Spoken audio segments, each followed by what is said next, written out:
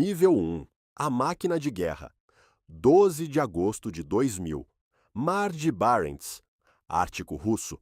Você acorda às 5 da manhã, dentro do casco de um submarino que tem 154 metros de comprimento, 18 metros de largura e 24 mil toneladas quando submerso. O K-141 Kursk, a orgulho da frota do norte da Marinha Russa, o maior submarino de ataque do mundo. Projetado para uma missão específica: afundar porta-aviões americanos antes que eles possam lançar aviões. Você é um dos 118 tripulantes a bordo. Alguns têm 18 anos, estão em sua primeira missão. Outros têm mais de 40 e carregam décadas de experiência em submarinos soviéticos e russos. Você está no meio desse espectro, treinado, preparado, confiante no equipamento. O Kursk é dividido em 9 compartimentos estanques separados por anteparas de aço. Se um compartimento for comprometido, os outros podem ser selados e mantidos intactos. Essa é a teoria. O submarino carrega 22 torpedos e 24 mísseis de cruzeiro antinávio. Tem 2 reatores nucleares na popa que geram potência suficiente para manter a embarcação em movimento por anos, sem reabastecer. Hoje é dia de exercício. A Frota do Norte está fazendo manobras no Mar de Barents. O Kursk vai simular um ataque a navios de superfície. É uma missão de rotina, o tipo de missão que essa tripulação já fez dezenas de vezes. Você desce pelo corredor estreito que conecta os compartimentos e toma café na cantina com outros marinheiros. Ninguém está preocupado. O mar está moderado. O equipamento está funcionando. O dia vai ser longo, mas normal. São 11 horas e 28 minutos da manhã. Nível 2. O torpedo. No primeiro compartimento, na proa do submarino, os torpedistas estão preparando um disparo de exercício. O torpedo modelo 6576, chamado de Kit, é uma arma antiga. Foi desenvolvido na década de 60. Usa peróxido de hidrogênio de alta concentração como combustível, um composto extremamente instável que reage violentamente com qualquer contaminante. Nos anos anteriores ao desastre, relatórios internos da Marinha Russa registraram dezenas de problemas com esse torpedo. Proposta de aposentadoria da arma foi feita e rejeitada por falta de verba para substituição. Uma solda defeituosa em um dos torpedos do Kursk está com microfissura. O peróxido de hidrogênio vaza, entra em contato com o metal corroído do torpedo. A reação começa. Às 11 horas e 28 minutos, o primeiro compartimento explode. A explosão inicial não é catastrófica. Destrói o compartimento de torpedos e mata todos os marinheiros que estão ali naquele momento. Mas o casco do submarino resiste. Os compartimentos adjacentes são selados automaticamente. Do lado de fora, sensores sísmicos noruegueses registram um evento de magnitude 2,2 na escala sismológica. A bordo dos navios de superfície russos que acompanham o exercício, os operadores sentem a concussão, olham uns para os outros, ainda não entendem o que aconteceu. 2 minutos e 14 segundos depois, às 11 horas e 31 minutos, a segunda explosão. O calor da primeira detonação atingiu os outros torpedos armazenados no primeiro compartimento. 6.000 quilogramas de explosivo detonando ao mesmo tempo. Os sensores sísmicos noruegueses registram agora magnitude 4,2, equivalente a 2 a 3 toneladas de trinitrotolueno. A proa do Kursk é destruída. Os primeiros 3 compartimentos colapsam em segundos. O submarino bate no fundo do Mar de Barents a 108 metros de profundidade. A maioria dos 118 tripulantes morre naqueles segundos. Não todos. Nível 3. O 9º compartimento. Na popa do submarino, nos compartimentos 6, 7 e 8, a segunda explosão chega como uma onda de pressão violenta que arremessa os marinheiros contra as paredes de metal. 23 homens sobrevivem ao impacto. Eles entendem imediatamente o que aconteceu. A inclinação do casco, o barulho de água entrando pelos compartimentos danificados, a perda de energia elétrica, tudo indica que o submarino está no fundo. Eles sabem o protocolo, movem-se em direção à popa, atravessam os compartimentos 6, 7 e 8 e se fecham no 9º compartimento, a sala de turbinas. É o mais isolado e protegido. É onde está a escotilha de escape traseira. São 13 horas e 15 minutos, quase 2 horas após as explosões. O capitão-tenente Dmitry Kolesnikov, 27 anos, responsável pela sala de turbinas, começa a escrever no escuro. A energia acabou. Ele escreve por tato, sentindo as letras com os dedos. Na nota, lista os nomes dos 23 sobreviventes presentes. Descreve o estado do compartimento. Confirma que ninguém consegue chegar à superfície. Registra a hora. O compartimento 9º tem ar para algumas horas. Tem geradores químicos de oxigênio, cartuchos de superóxido de potássio, que absorvem dióxido de carbono e liberam oxigênio em reação química. A temperatura da água do mar de Barents é de 2 graus. O fundo do compartimento está começando a alagar com água, que vaza pelas anteparas danificadas. A água sobe pelos tornozelos dos marinheiros. Às 15 horas e 45 minutos, Kolesnikov escreve de novo.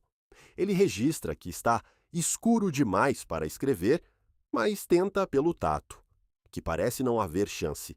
Estima entre 10 e 20% de probabilidade de sobrevivência. Diz para não desesperar, deixa a mensagem para a família. A família. Do lado de fora, a 108 metros acima deles, a superfície do mar de Barents está fria e cinza. E ninguém vem. Nível 4. A espera. A marinha russa sabe que o Kursk afundou. Os navios de superfície que acompanham o exercício registraram as explosões, perderam contato com o submarino e enviaram relatório imediatamente. O almirante responsável pelas manobras sabe, o comando da frota do norte em Severomorsk sabe, o Kremlin sabe, o presidente Vladimir Putin está de férias no resort de Sochi, às margens do Mar Negro. É informado das explosões, não interrompe as férias, permanece em Sochi. A Marinha lança os primeiros veículos de resgate submersível.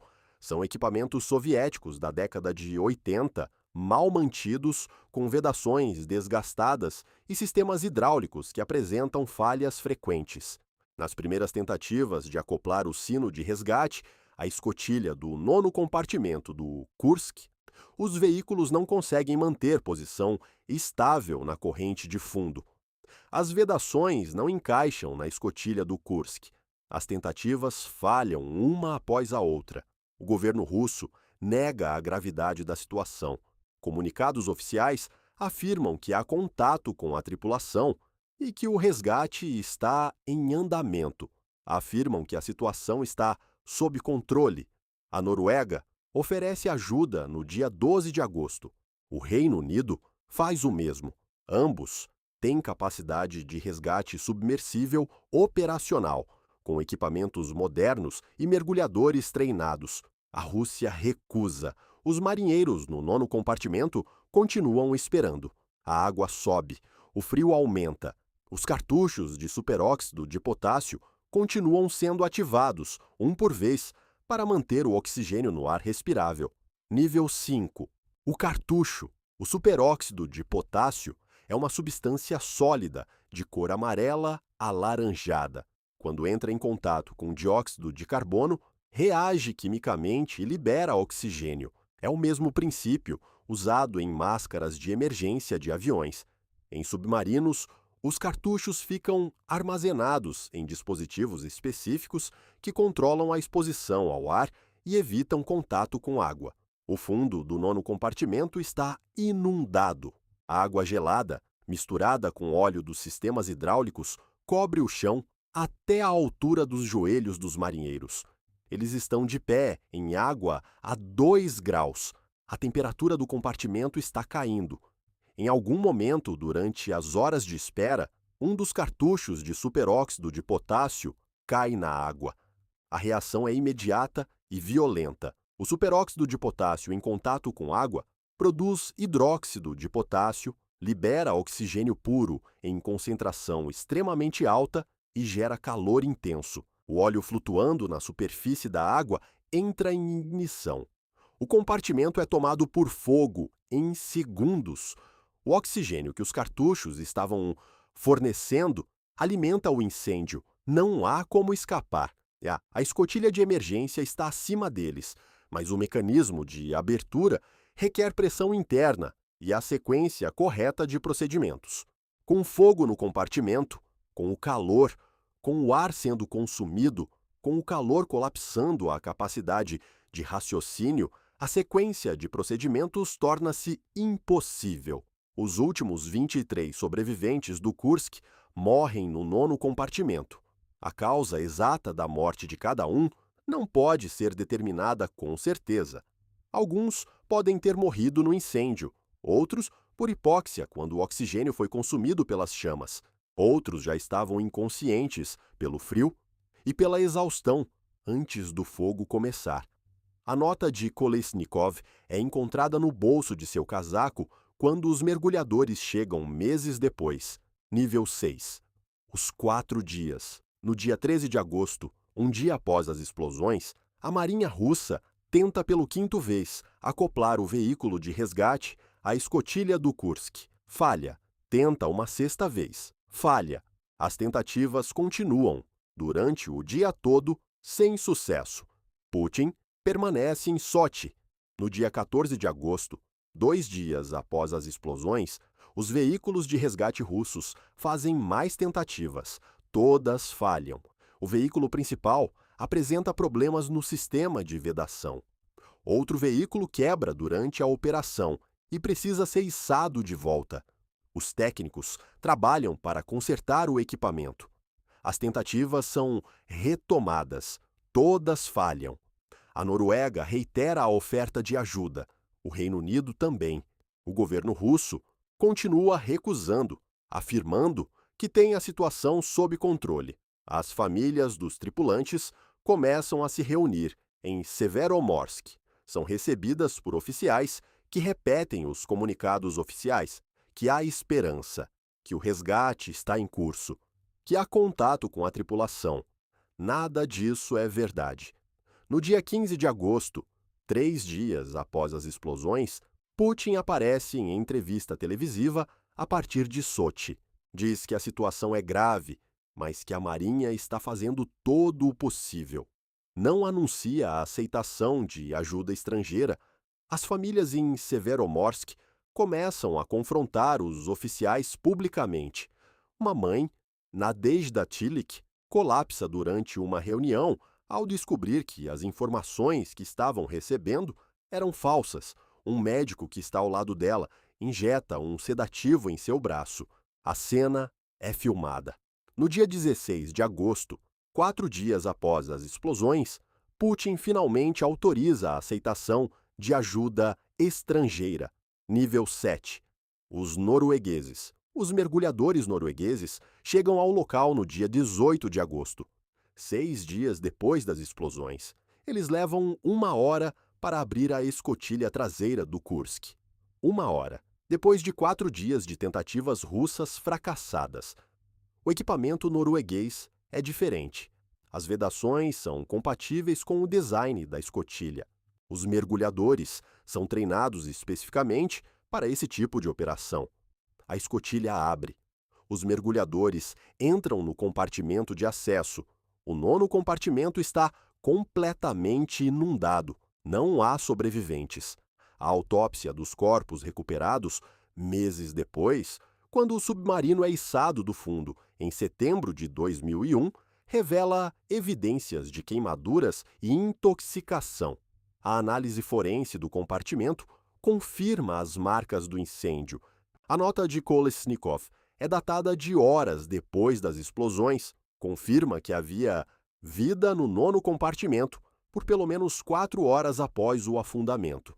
A questão que permanece sem resposta definitiva é quanto tempo os 23 sobreviventes viveram antes do incêndio. Especialistas navais independentes estimam que, sem o incêndio, os cartuchos de oxigênio poderiam ter mantido o compartimento respirável por 6 a 8 horas a partir das explosões. Algumas análises chegam a 12 horas.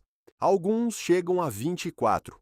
A diferença entre a chegada dos noruegueses e a morte dos sobreviventes pode ter sido medida em horas, pode ter sido medida em dias. Isso nunca será respondido com certeza. Nível 8. A nota. A nota de Dmitry Kolesnikov tem duas partes. A primeira, escrita às 13 horas e 15 minutos, é operacional. Lista os nomes dos 23 sobreviventes. Descreve a situação do compartimento. Confirma que nenhuma rota de escape está disponível. É a letra de um oficial, fazendo seu trabalho até o último momento possível. A segunda parte, escrita às 15 horas e 45 minutos, 2 horas e meia depois da primeira, muda de tom. Kolesnikov escreve que está escrevendo no escuro, por tato, sentindo as letras com a ponta dos dedos, que parece não haver chance, 10 a 20%, que quem encontrar a nota deve não desesperar, que ele deixa mensagens para a família em outra parte da nota que o governo russo se recusou a tornar pública, citando privacidade dos familiares. A nota foi encontrada dobrada no bolso interno do casaco de Kolesnikov quando seu corpo foi recuperado do 9º compartimento em outubro de 2000. Ele tinha 27 anos. Sua esposa, Olga Kolesnikova, recebeu o documento do governo russo semanas depois. A parte privada, as mensagens para a família, nunca foi divulgada publicamente.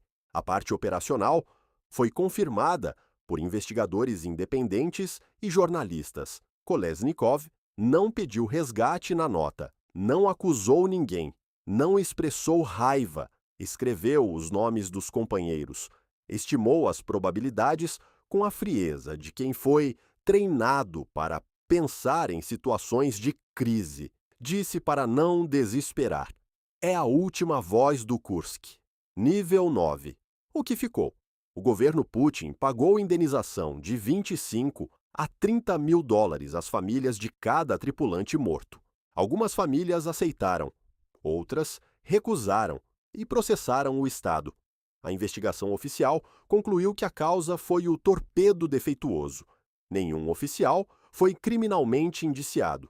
O almirante Vyacheslav Popov, comandante da Frota do Norte durante a tragédia, foi afastado do cargo em 2001, não foi julgado. O Kursk foi içado do fundo do Mar de Barents em outubro de 2001 por uma operação de engenharia holandesa. O casco foi levado ao estaleiro de Rosliakovo. Os corpos de 115 tripulantes foram recuperados. Os corpos dos 3 que estavam nos primeiros compartimentos nunca foram encontrados. Foram destruídos pelas explosões. O primeiro compartimento, onde o torpedo explodiu, foi selado e afundado novamente no Mar de Barents, com os restos dos 3 marinheiros dentro. Os outros compartimentos foram desmontados no estaleiro. O 9º compartimento foi analisado pelos peritos. As marcas do incêndio estavam no teto, nas paredes, nos equipamentos. Os cartuchos de superóxido de potássio foram identificados. A sequência de eventos foi reconstituída com razoável precisão. O torpedo modelo 6576, que usava peróxido de hidrogênio como combustível, foi oficialmente aposentado da Marinha Russa em 2002, 2 anos após o desastre. Depois de décadas de relatórios internos documentando sua instabilidade, a Noruega abriu a escotilha do Kursk em 1 hora. A Marinha Russa tinha tentado por 4 dias. Nível 10, o ciclo. Hoje, O casco do Kursk não existe mais. Foi desmontado em peças, algumas foram vendidas como sucata, algumas partes foram preservadas como memorial. Uma seção da proa está exposta em Murmansk. Uma âncora do submarino foi instalada como monumento em Severomorsk, na base da Frota do Norte. As famílias dos 118 tripulantes voltaram para suas casas em Murmansk, Severomorsk, Kursk e em cidades menores espalhadas pelo norte da Rússia. Alguns filhos de tripulantes eram bebês quando o submarino afundou. Cresceram sem pai. Alguns agora são adultos e ainda dão entrevistas sobre o que perderam. Nadezhda Tilik, a mãe sedada na câmera durante a reunião com os oficiais, morreu anos depois. Nunca foi explicado publicamente por que um médico injetou sedativo em uma mãe que exigia informações sobre o filho. O Mar de Barents está onde sempre esteve. Cinza, frio, com correntes de fundo que dificultam operações de mergulho a 108 metros de profundidade. No ponto exato onde o Kursk afundou, a coordenada geográfica é 69 graus e 37 minutos norte, 37 graus e 35 minutos leste. Não há nada marcando o lugar agora. A água passou por cima desse ponto bilhões de vezes desde 2000. Em algum lugar neste momento, um submarino de alguma marinha do mundo está em imersão. A tripulação faz seu turno. Alguém está dormindo. Alguém está verificando instrumentos. Alguém está pensando na família que deixou no porto. O casco de aço tem 100 e alguns centímetros de espessura. Do outro lado, o oceano. Dmitry Kolesnikov escreveu no escuro, com os dedos, que não se deve desesperar. Não deixou claro se acreditava no que escreveu.